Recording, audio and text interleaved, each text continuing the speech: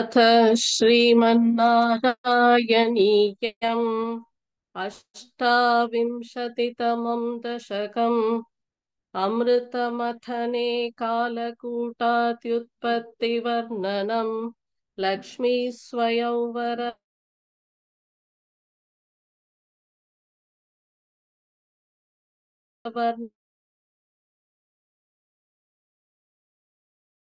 नरलन्तरलानलं पुबिजकालकालकूटम् अमरस्तुतिवादमोदनिघ्नः गिरिशस्तन्निपपौ भवत्प्रियार्थम् विमथत्सु सुरासुरेषु जाता सुरभिस्तामृषिशून्यधा स्त्रिधामन् हयरत्नमभूदथे भरत्नम् द्युतरुश्चाप्सरसः सुरेषु तानि जगदीश भवत्परा तदानी कमनीया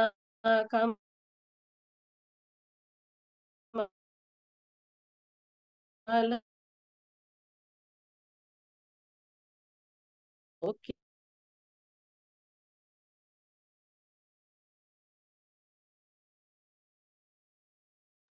इंटरनेट कट्टा सुधा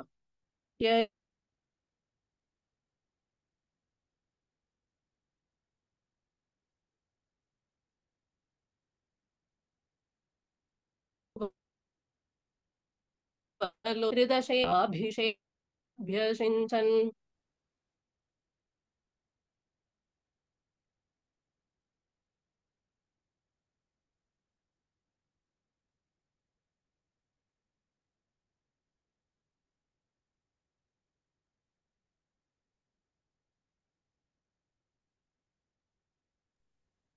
नमस्ते भगिनी।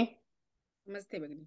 अथ श्रीमन्नारायणीयम् अष्टाविंशतितमं दशकम् अमृतमथने कालकूटात्युत्पत्तिवर्णनम् लक्ष्मी स्वयंवरवर्णनम् अमृतोत्पत्तिवर्णनं च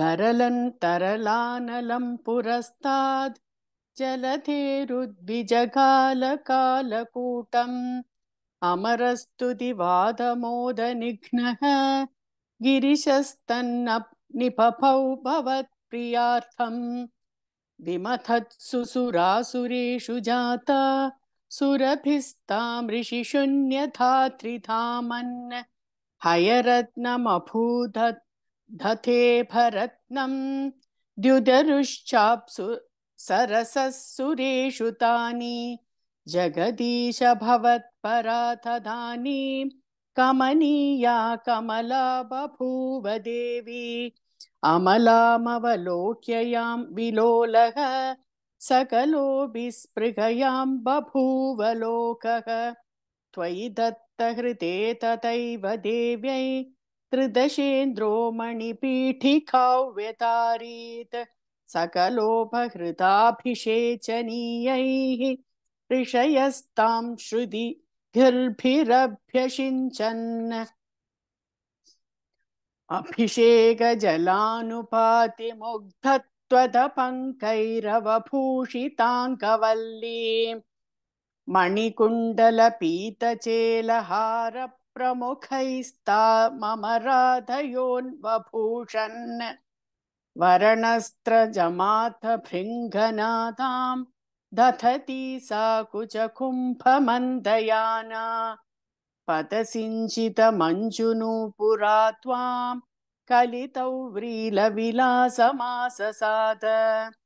गिरिशद्रुहिणादिसर्वदेवान् गुणभाजोऽप्यविमुक्तदोषलेशान् अवमृश्य सदैव सर्वरम्ये निहिता त्वय्यनयापि दिव्यमाला उरसा तरसा ममानिथैनां भुवनानां जननी मनन्यभावं भावाम् उरसा तरसा ममानिथैनां भुवनानां जननी मनन्यभावाम् त्वदुरो विलसत्ततीक्षणस्त्री परिवृष्ट्या परिपुष्टमास विश्वम् अधिमोहनविभ्रमा तदानीं मतयन्ती खलु वारुणी निराघात् तमसाः पदवीमथास्त्वमेनाम् अतिसम्माननया महासुरेभ्यः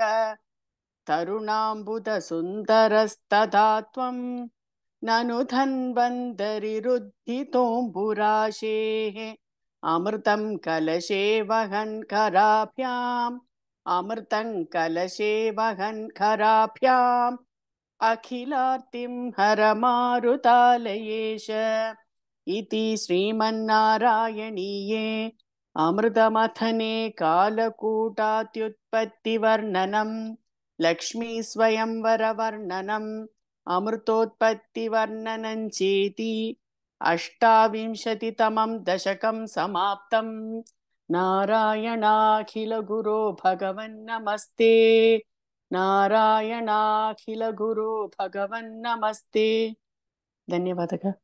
சூப்பர் பக்னி, தன்யவாதங்கள். லாஸ்ட் டைம் இந்த டைம் நல்ல மகாபிராணாஸ்லாம் நல்லா ஸ்ட்ரெஸ் பண்ணினேன். Thank you. அப்புறம் செகண்ட் ஸ்லோகால செகண்ட் லைன் படிங்க. சுரபிஸ்தம் ரிஷி விமதத்சு சுராசுரேஷு ஜாதா சுரபிஸ்தாம் ரிஷி சூன்யதாத்ரிதாமன். தாத்ரிதாம், தாஸ்திரி, அங்க ஒரு இஸ் இருக்கு பாருங்க. தாஸ்திரி, கரெக்ட். தாஸ்திரி தாமன். அது தேர்ட்ல தேர்ட். அமலாமவலோக்யயா விலோலஹ. இப்ப கரெக்ட். ஃபோர்த்ல ஃபோர்த். நான் அந்த ஃபுல்லாவே படிச்சுடுறேன். சகலோபஹிருதாபிஷேச்சனீயைஹ ரிஷயஸ்தாம் ஸ்ருதிகர்பிரப்யசிஞ்சன். மறுபடியும் படிங்க. सकलोपहृताभिषेचनीयैः ऋषयस्तां श्रुतिगर्भिरभ्यषिञ्चन्. गीर्भिरभ्यषिञ्चन्. गीर्भि, गीर्भि, करेक्ट. दीर्घம். ஓகேவா? அப்புறம் 9th ஃபர்ஸ்ட் படிங்க. அதிமோகன விப்ரமா ததானீம். அது அதிமோகன. அதி கரெக்ட். அதிமோகன. ಧನ್ಯವಾದಗಳು ಬೇನಿ, ಕರೆಕ್ಟ್. அவ்வளவுதான். ಧನ್ಯವಾದಗಳು. ಧನ್ಯವಾದ.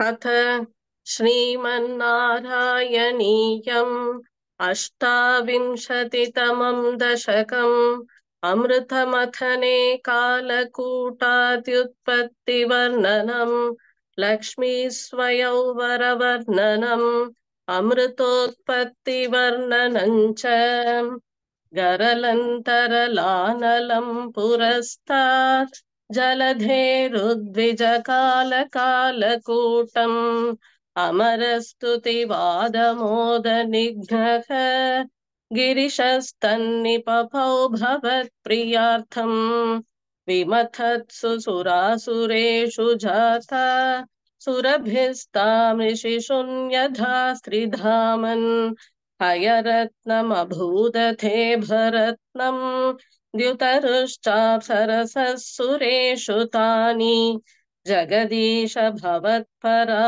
तदानीं कमनीया कमला बभूव देवी अमलामवलोक्य या विलोलः सकलोऽपि स्पृहया बभूव लोकः त्वयि दत्त हृदे तदैव देव्यै त्रिदशेन्द्रो मणिपीठिकाव्यतारी सकलोपहृदाभिषेचनीयैः ऋषयस्तां श्रुतिगीर्भिरभ्यषिञ्चन् अभिषेकजलानुपादिमुग्धत्पदपाङ्गैरवभूषिताङ्गवल्लीं मणिकुण्डलपीतचेलहार प्रमुखैस्तामरराधयोन्बभूषन् वरनसृजमातभृङ्गनाथां धदति सा कुचकुम्भमन्दयाना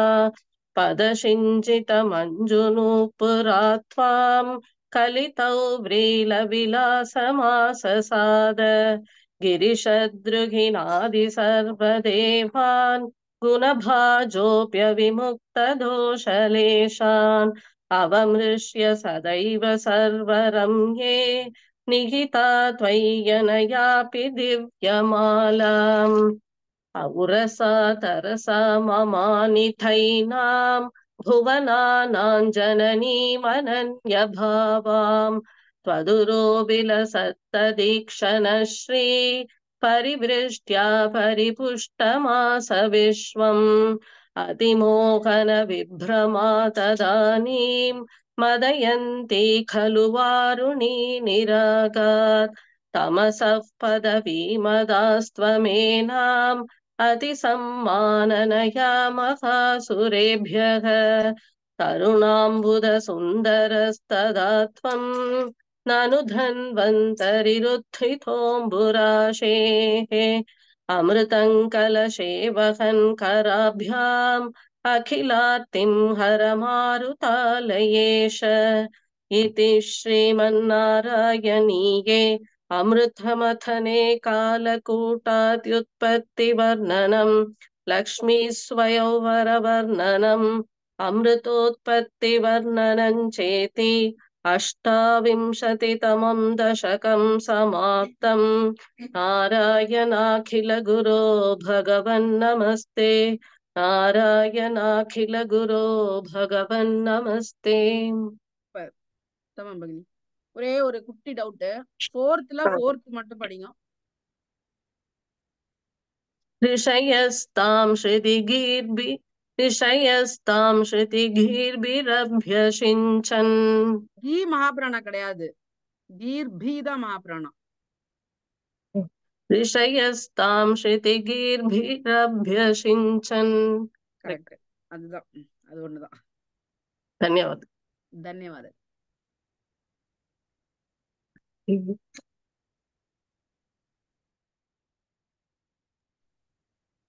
नमस्ते भगिनी. नमस्ते भगिनी. अथ श्रीमन्नारायणीयम् अष्टाविंशतितमं दशकम् अमृतमथने कालकूटाद्युत्पत्तिवर्णनम् लक्ष्मीस्वयंवरवर्णनम् अमृतोत्पत्तिवर्णनं च गरलन्तरलानलं पुरस्तात् जलधेरुद्विजगालकालकूटम् अमरस्तुतिवादमोदनिघ्नः गिरिशस्तन्निपपौ भवत्प्रियार्थम् विमथस्तु सुरासुरेषु जाता सुरभिस्तां ऋषिशून्यधास्त्रिधामन् हयरत्नमभूतथे भरत्नं द्युतरुश्चाप्सरससुरेषु तानि जगदीश भवत्परा तदानीं कमनीया कमला बभूव देवी अमलामवलोक्य यां विलोलः सकलोऽपि स्पृहयां बभूव लोकः त्वयि दत्तहृदे तदैव देव्यै हृदशेन्द्रो मणिपीठिकां व्यतारीत् सकलोपहृताभिषेचनीयैः ऋषयस्तां श्रुतिगीर्भिरभ्यषिञ्चन् अभिषेकजलानुपातिमुग्धत्वदपाङ्गैरवभूषिताङ्गवल्ली मणिकुण्डलपीतचेलहारप्रमुखैस्तामराधयोन्बभूषन् वरणस्रजमातभृङ्गदादां दधति सा कुचकुम्भमन्दयाना पदशिञ्जितमञ्जुना मञ्जुनूपुरा त्वां कलितौ व्रीलविलासमाससाद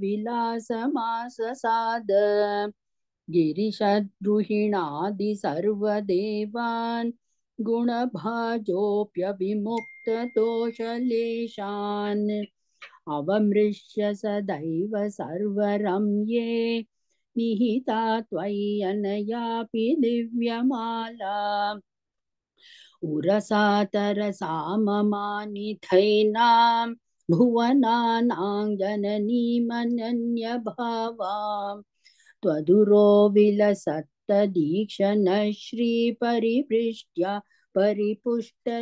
पुष्टमास विश्वम् अतिमोहनविभ्रमा तदानीं मदयन्ती खलु वारुणी निरागात् तमसः पदवीमदास्त्वमेनाम् अतिसम्माननया महासुरेभ्यः तरुणाम्बुदसुन्दरस्तदा त्वं ननु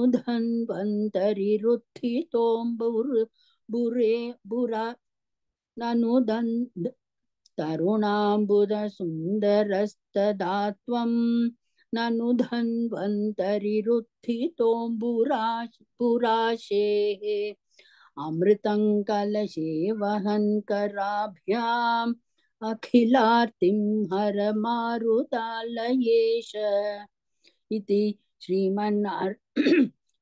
श्रीमन्नारायणीये अमृतमथने कालकूटाद्युत्पत्तिवर्णनं लक्ष्मी स्वयंवरवर्णनम् अमृतोत्पत्तिवर्णनं चेति अष्टाविंशतितमं दशकं समाप्तम् नारायणाखिल गुरो भगवन्नमस्ते नारायणाखिल गुरो भगवन्नमस्ते धन्यवाद भगिनी Very nice. Second श्लोकाला first line படிங்க. Second first विमथस्तु सुरासुरेषु जाता விமத்தஸ்து இல்ல பகினி விமத்தத்சு இத்து இருக்கு. ஓகே ஓகே விமதத்சு ஓகே ஓகே அது ஒண்ணுதான் கரெக்ஷன். ஓ ஓகே धन्यवाद भगिनी धन्यवादங்கள்.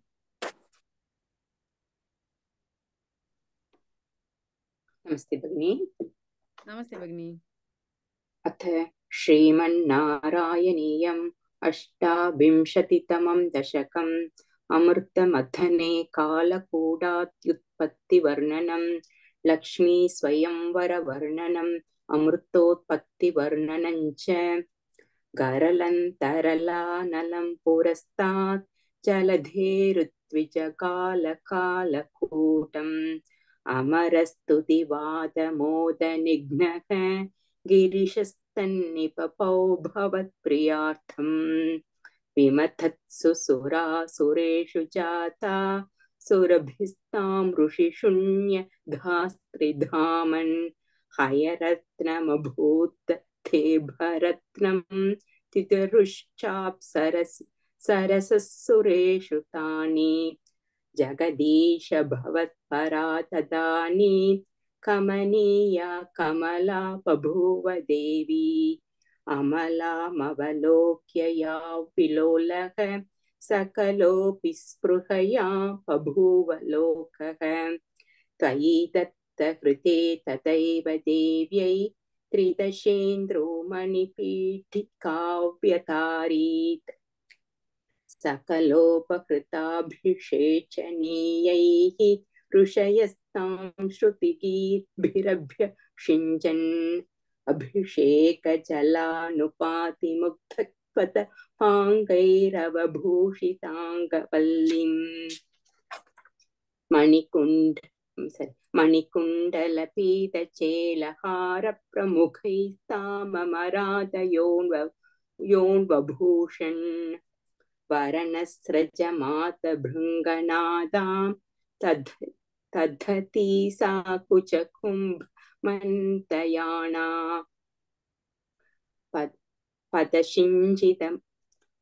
पदशिञ्जितमञ्जुनुपुरा त्वां कलितव्रीलविलासमाससाद गिरिशद्रुहिणाति सर्वदेवान् गुणभाजोऽप्यविमुक्तदोषलेशान् अवमृश्य सदैव सर्वरम्ये निकिता त्वय्यनयापि दिव्यमाला पुरसा तरसा ममानिथैना भुवनानां जननी अनन्यभावा चतुरो विलसत्ततीक्ष्णश्री परिवृष्ट्या परिपुष्टमास विश्वम् अतिमोहन विभ्रमा तदानीं मतयन्ती खलु वारुणी निरागात् तमसः पदवीमतास्त्वन्मे तमसः पदवीमतास्त्वमेना अतिसम्माननया